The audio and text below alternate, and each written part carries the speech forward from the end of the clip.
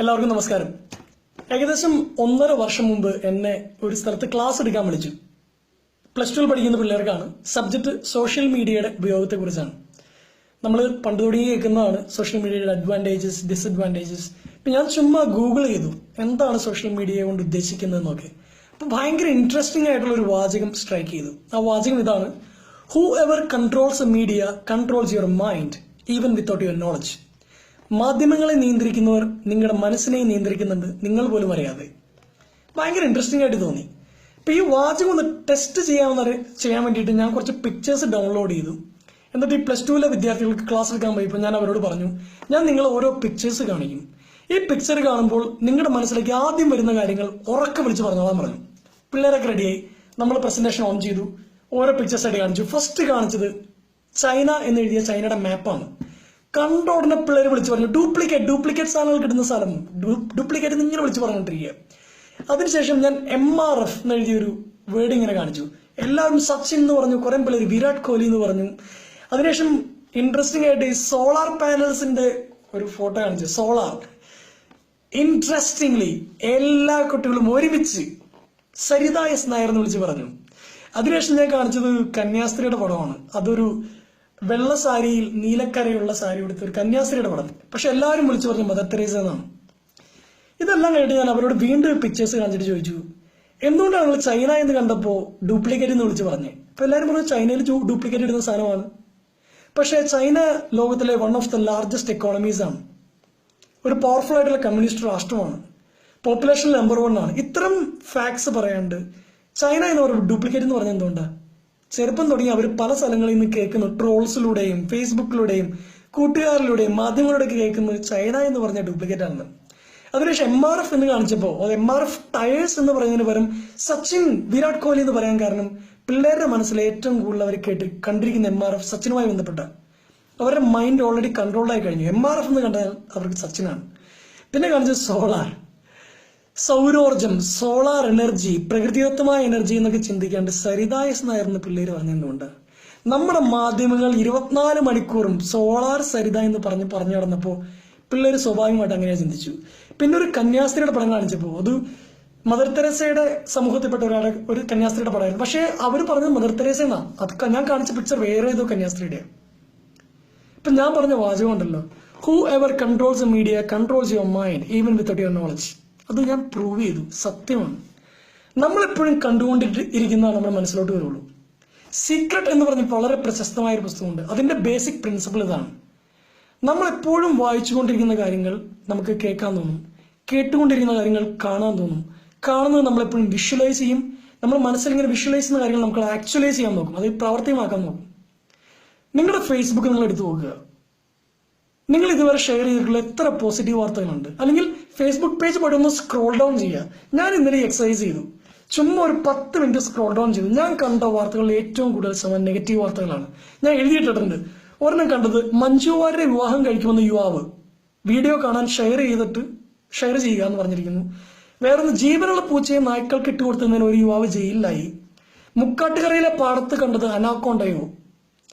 18 വയസ്സുകാരും 19 വയസ്സുകാരെയും പീഡിപ്പിച്ചു. Lots of negative news.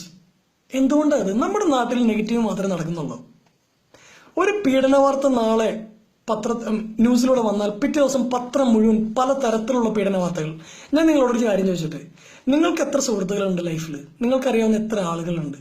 1000 പേരുണ്ടെന്ന് കരുതുക. അതിൽ എത്ര പേര് പെൺകുട്ടികളെ പീഡിപ്പിച്ച ആളുകളുണ്ട്, മോഷ്ടാക്കളുണ്ട്, കൊലപാതകികളുണ്ട്? ചിലപ്പോൾ 1-2 ആളുകൾ.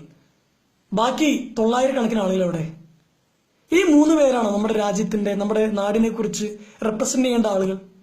എത്രയോ നല്ല കാര്യങ്ങൾ നടക്കുന്നു. ഈ നെഗറ്റീവ് വാർത്തകൾക്കിടയിൽ നമ്മൾ നല്ല വാർത്തകൾ കാണാൻ കൂടി കുറച്ച് സമയം കണ്ടെത്തണം. ഇന്നുകൂടി നിങ്ങൾ ഫേസ്ബുക്കിൽ വാർത്തകൾ ഷെയർ ചെയ്യുമ്പോൾ look for the good news.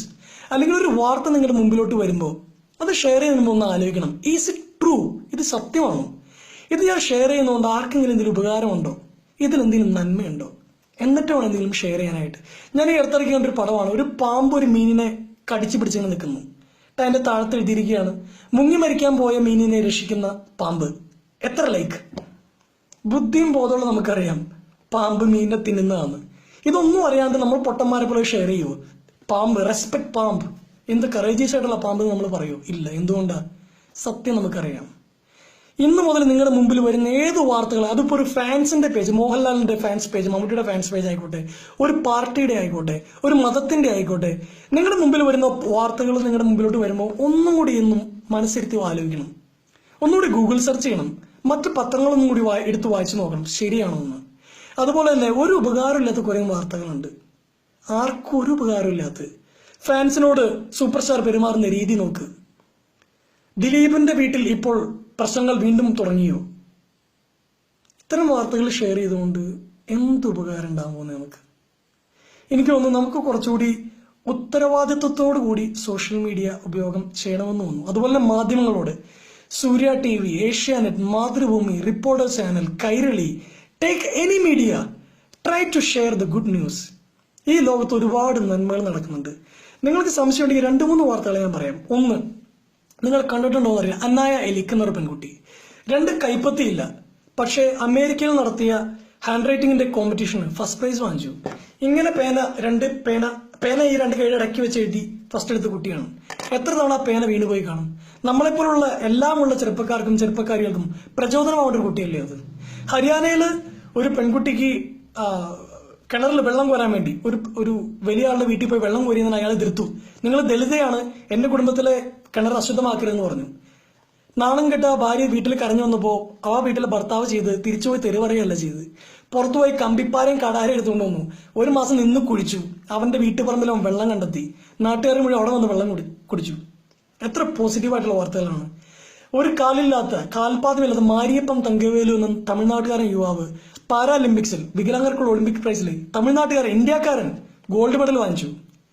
കഴിഞ്ഞ വർഷം കപാലി സിനിമ റിലീസ് ചെയ്ത സമയത്ത് ഒരു ചെറുപ്പക്കാരൻ പയ്യൻ സിനിമ കണ്ടു കഴിഞ്ഞ് ഇറങ്ങുന്ന സമയത്ത് ഒരു പെൺകുട്ടിയെ മറ്റുള്ളവർ ഉപദ്രവിക്കുന്ന കണ്ട് ഓടിക്കേറി ചെന്ന് അവരുമായിട്ട് മല്ലിടുക, പെൺകുട്ടിയെ രക്ഷിക്കുകയും ചെയ്തു. അത് പെൺവാണിഭ സംഘമായിരുന്നു. അങ്ങനെ രക്ഷിച്ച ഒരു യുവാവ്. എത്രയോ നന്മയാണ് നമ്മുടെ നാട്ടിൽ നടക്കുന്നത്. എന്നിട്ട് എന്തുകൊണ്ടാണ് നമ്മൾ നെഗറ്റീവ് ന്യൂസ് ഷെയർ ചെയ്യുന്നത്? ഇത് കേട്ടുകൊണ്ടിരിക്കുന്ന എല്ലാവരോടും എനിക്ക് പറയാനുള്ള ഒന്ന് മാത്രമാണ്, ഇന്ന് തുടങ്ങി നമ്മുടെ കണ്ണുകൾ പോകേണ്ടത് പോസിറ്റീവായിട്ടുള്ള വാർത്തകളിലേക്കാണ്. പോസിറ്റീവായിട്ടുള്ള വാർത്തകൾക്ക് മാത്രമേ ഈ നാട്ടിൽ എന്തിനും നന്മയുണ്ടാക്കാൻ പറ്റുള്ളൂ. ഒരു 100 പീഡന കഥകൾ ഷെയർ ചെയ്തുകൊണ്ട് ഒരു പീഡനവും കുറയാൻ പോണില്ല, ഒരുപക്ഷെ കൂടുകയേ ചെയ്യുള്ളൂ. പക്ഷെ ഒരു പീഡനത്തിൽ നിന്ന് ഒരു പെൺകുട്ടിയെ രക്ഷിച്ച കഥയുണ്ടെങ്കിൽ അത് ആയിരങ്ങളുടെ മനസ്സിൽ ഇപ്പം മാറ്റിയെന്നിരിക്കുകയാണ്. ഇന്ന് തുടങ്ങി കുറച്ചും കൂടി ഉത്തരവാദിത്വത്തോടു കൂടി നമ്മൾ സോഷ്യൽ മീഡിയയെ ഉപയോഗിക്കണമെന്ന് ഞാൻ നിങ്ങളുടെ ഹംബിളായി റിക്വസ്റ്റ് ചെയ്യാണ്. അതുപോലെ എല്ലാ മാധ്യമങ്ങളോടും ഏറ്റവും എളിമയോടെ ഞാൻ അപേക്ഷിക്കുകയാണ്, നിങ്ങൾ ഇന്ന് തുടങ്ങി ഷെയർ ചെയ്യുന്ന വാർത്തകളിൽ കുറെ കൂടി നന്മയുണ്ടാവട്ടെ. കുറെ കൂടി സ്നേഹമുള്ള, നന്മ പരത്തുന്ന, സ്നേഹം പരത്തുന്ന, പ്രതീക്ഷ പരത്തുന്ന നല്ല നല്ല വാർത്തകൾ ഷെയർ ചെയ്യും. ഒരു പക്ഷേ വലിയൊരു മാറ്റം നമ്മുടെ സമൂഹത്തിലുണ്ടാവും, നമ്മുടെ ചിന്താഗതികളിലുണ്ടാവും. Whoever controls the media controls your mind, even without your knowledge. ഇന്ന് തുടങ്ങി നമ്മുടെ കയ്യിലുള്ള മീഡിയ എന്ന് പറയുന്നത് നമ്മുടെ ഫേസ്ബുക്ക് പേജ് ആയിരിക്കും. പക്ഷേ നല്ല വാർത്തകൾ മാത്രം ഷെയർ ചെയ്യും. പ്രകാശം പരക്കട്ടെ. Thank you very much.